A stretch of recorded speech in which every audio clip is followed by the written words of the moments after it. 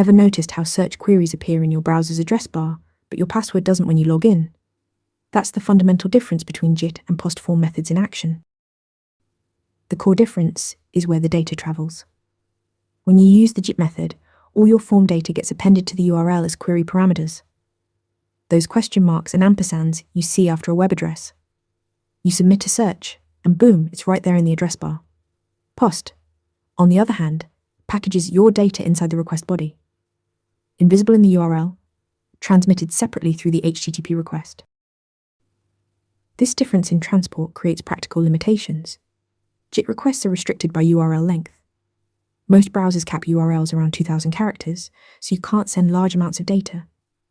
POST has no such restriction because the data travels in the body. Also, because JIT URLs are visible, browsers can cache them and users can bookmark them. POST requests can't be cached or bookmarked since the data isn't in the URL.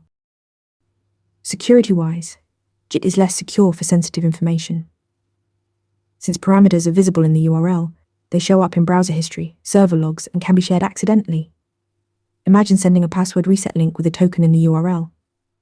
Anyone with access to that link has the token.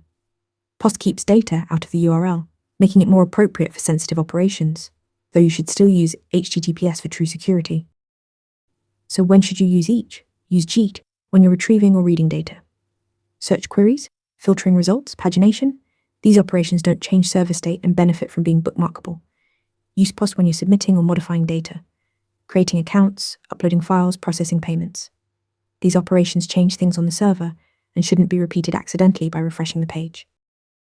Remember, JIT appends data to the URL, has size limits, and is bookmarkable. POST sends data in the request body, handles larger payloads, and is more secure for sensitive operations. Use JIT for reading, POST for writing.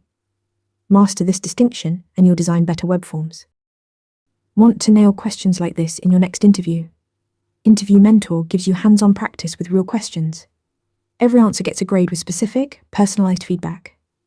Track your progress across topics and difficulty levels.